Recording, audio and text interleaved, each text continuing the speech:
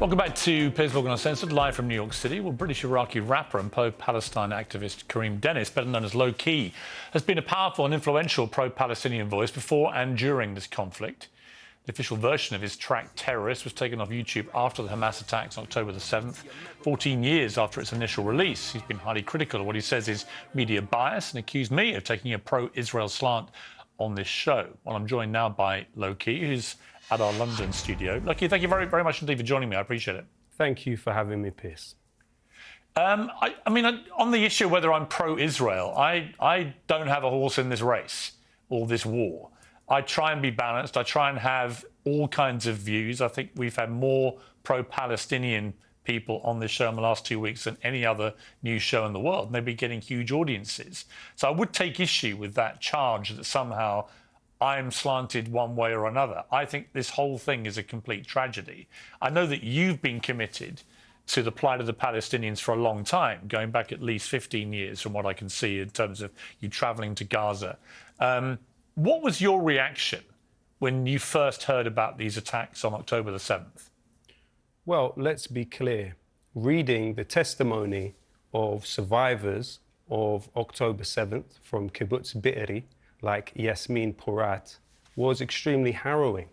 What she alleges is not only that her husband was killed in the initial takeover, but also she then says that the Israeli military tanks fired on the room where the hostages were, killing 12 Israeli civilian captives. We have also seen fantastic work in the Haaretz newspaper by Amos Harel, where he speaks at length about Brigadier General Rosenfeld, who was in charge of the Haaretz crossing. Now, when this military base was taken over, what he says, Amos Harel in Haaretz, the well-known Israeli newspaper, he says that Rosenfeld, when he realized that the base was overtaken, called in an airstrike. This is in Haaretz. These are not my words. These are the words of Amos Harel. What we then saw is, since October the 7th, 22 Israeli civilian detainees killed in Gaza by Israeli airstrikes. The Israeli military has something called the Hannibal Directive. The Hannibal Directive was developed in Lebanon in the 80s by the Israelis with the clear understanding that they do not want the other side to take hostages. So, for example, you have the case of Hada Golding in 2014, what Israel called Operation Protective Edge, which killed over 2,200 Palestinians. But when this Israeli soldier was taken captive by the Palestinians, Israel then proceeded to kill everyone, including the civilians in the area around where he was kept and the soldier himself. So what Israel has, unfortunately, is a policy of killing captives. If you look at the case of Gilad Shalit, this was an Israeli soldier. All right, listen, allow me to finish. Allow me to finish. Well, yeah, and don't you can't interrupt just me. keep talking. You can't keep talking. No, I have one last point to make, and I hope that you'll allow me to make it. In the case of Gilad Shalit, what happened was one Israeli soldier led to 1,000 Palestinian prisoners being released. There is a clear understanding within the Israeli military and political elite that they do not want people to be kidnapped. So therefore, they unfortunately, as history has shown us and as the directive within the Israeli military shows, they take action to kill their own captives that have been taken by the other side. Right, let me respond to you. You tweeted on October the 7th, the arrogance to believe you could keep 2 million trapped in an open-air prison indefinitely, ... That appears to have been your only comment about what happened. So just for the record, do you condemn what Hamas did that day? I condemn the genocidal conditions which have created this violence. Every heartbeat, every human heartbeat is sacred to me. And that is what has compelled me to work as I have for the last 15 years to save lives, and stop people dying, Piers. But that wasn't my question. No, we do not have a clear picture of what happened on October 7th because, unfortunately, too much of the media has relied on the Israeli military talking points which are given directly to them. Until So you don't neutral believe... observers, observers are able to establish the facts of October 7th, I will not allow the talking points of the Israeli military to become dominant of what happened on that day. Palestinians are subject to a genocidal war. Collective punishment in Gaza is real. Let me respond. You are the only pro-Palestinian person I've had on the show in 2 weeks who has tried to make out that this just didn't happen on October the 7th, or somehow was perpetrated by Israelis. You are misrepresenting what I am saying. Well, I've got 2 questions. They're very straightforward. Do you believe that 1,500 people were slaughtered, including 260 people at a music festival? You're a musician.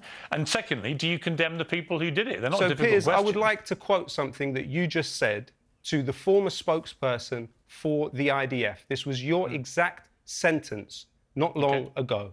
You said, it's difficult to tell between combatants and non-combatants. So the implication of what you said was somehow it was understandable that Israel has killed a Palestinian child every 15 minutes in Gaza. I didn't say that. For the last... No, but somehow they couldn't tell that those children were not combatants, according to you. No, I didn't say that. It's understandable. I didn't say that, and I have said that it is absolutely appalling, the number of children who are dying in Gaza. It's appalling, and it will get worse. I make no bones about that at all. And I have to say... But you have to start, surely, from a humanity point of view. I can absolutely express my horror at the deaths of Palestinian innocent civilians, as I have done many times over the years. I think it's horrifying. And I think this is why I have a serious problem with the proposed ground invasion, because I think it will create unbelievably large numbers of civilian casualties, and I'm not sure that the strategy will work. But I'm just curious why you, who is... I know you care about people. I know you care passionately about the Palestinian civilians, but you're the only pro-Palestine voice I've had who's even tried to suggest that what Hamas did on October the 7th was not as bad as we think. So is that what you think? What do we think, Piers? The information is not clear. As I've said to you, all human life is sacred. Hamas haven't even tried to hide it. It's sacred. But I'm not trying to hide anything. You're trying to hide something. No, with respect, you are definitely trying to dissemble here, and I'll explain why. I've given you an opportunity to simply say whether you condemn what Hamas did, which, by the way, they have brazenly boasted about. They posted videos celebrating what they did. There is no doubt about what Hamas did. They want you to know what they did. They want me to know that. They want the world to know. They killed Jewish people in the main and in Israel with impunity. 260 people at a music festival.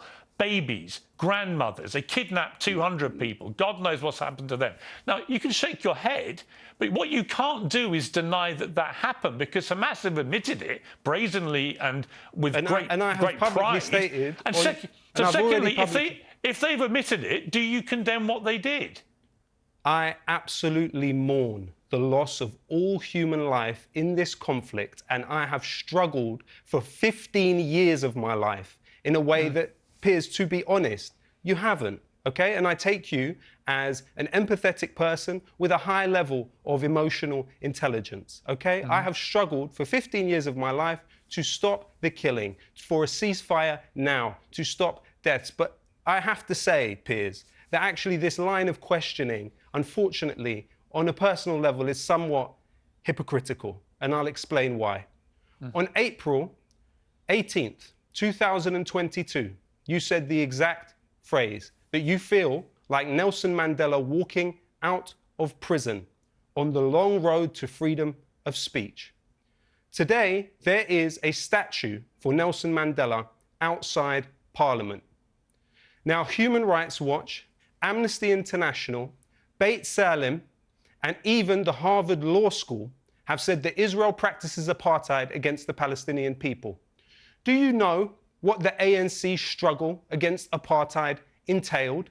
Are you aware that the ANC are believed to have very unfortunately, horrifically, and terribly taken the lives of children and civilians in their struggle against apartheid? So, Piers, you seem absolutely content to not only compare yourself to Nelson Mandela who served 27 years in jail for what they described as terrorism at the time, but yet you cannot see what the vast majority of human rights organizations in the world see when they look at the Palestinians. When you look at UN Resolution 194, paragraph 11, the Palestinians have the right to return home. Almost a million of them were displaced in 1948 with the foundation of the State of Israel. And what we are now on the brink of is Palestinians, millions of them, being driven into the Sinai Desert with help of the US Delta Force, but Lowkey, with help of the British. This is a manufactured, an Israeli-manufactured humanitarian catastrophe in Gaza. There is a 23% infant mortality rate in Gaza. Let me say something. I completely agree with you about the plight of the Palestinian people. I've tweeted about this for the last 2 weeks. No, to be fair, you haven't, Piers, and this is not journalism. Shireen Abu Akleh was journalism. Yasser Murtaja was journalism. Mu'taz Azaiza, that's journalism. Palestinians are reaching out from the cage that Israel has put them in, and they are trying to speak to the world. And they are being met. They are being met with cold indifference. And I would say to you, Piers, I would say to you that gentleman that you've just had on the show, Mark Regev, he belongs in The Hague. David Petraeus, you know, Piers, you made your reputation as opposing the invasion of Iraq. Well, I would ask you, journalist to journalist, how could you justify the interview you just gave to the head of US forces in that illegal occupation of Iraq that David Petraeus led? He was then the head of the CIA. Both of the individuals that you have just had on this show deserve to be in The Hague, tried for war crimes. I am not anything like them. I have not hurt a fly. Those two men have. Why are they given the respectability that you gave them with your interview? And why am I interrogated as if I am somehow someone that could hurt a human being? Well, certainly in Mark Regev's case, I pushed him hard on all the positions Israel is currently adopting. That wasn't hard. Let me explain. Because I did a tweet today, and I meant every word of this. I said, I have great respect for anybody who, in the immediate aftermath of this appalling terror attack, said it was outrageous and appalling. There are 1,500 Palestinians still under the rubble in Gaza. Exactly. You've had your say. They're still under the rubble, Piers. They're still under the rubble. You're not bringing them up with that. I said those whose instinctive reaction was not to feel that, and I think you're one of them, because your reaction was to say the arrogance to think you could keep 2 million people trapped in an open-air prison indefinitely, as if somehow that justified what happened that day. Piers, it didn't justify what happened that day. You know exactly what you're doing. And you should be able... The point when that tweet was sent, you had not seen anything had happened. You've had your criticism of me, and that's fine. You're perfectly entitled to it. Like I said to you, or you said about me, I believe in free speech. You're entitled to your opinion of me, of David Petraeus, of Mark Regev. But I'm also entitled to judge you as somebody who did not find it in themselves to express anything involving any outrage or any... I've just expressed it. And Piers, this is not journalism. The idea of us comparing our moral compasses and somehow I have a deficient moral compass. Somehow I am a moral monster. You know what's true? You know what's true is I am not. The people that have shown a cold indifference to the ethnically cleansed Palestinians, dispossessed, 1 in 3 every refugee in the world is Palestinian. They are the largest refugee population. Those who have turned a blind eye to their suffering are those that need to be seriously interrogated about their moral compass. And I would ask you before we end the show, I would ask you that I am able to read out the names of the 20 Palestinian journalists that have been killed in Gaza. I haven't got time because I have 2 more guests. So you're censoring to have 8 minutes for them. We have 4 left. It's 20 journalists. So I'm being censored now. And I'll tell you something else. You're not being censored. This badge, zoom in on this badge. This badge was given to me by an employee of this building who said they were told they could not wear this badge because it was the Palestinian flag. You talk about uncensored. This is censored. This badge was banned from an employee in this building. I have told nobody they can or can't wear a badge. So that's a ridiculous thing to say. I'm in New York. But good to see you, Lowkey. I appreciate you coming on the programme.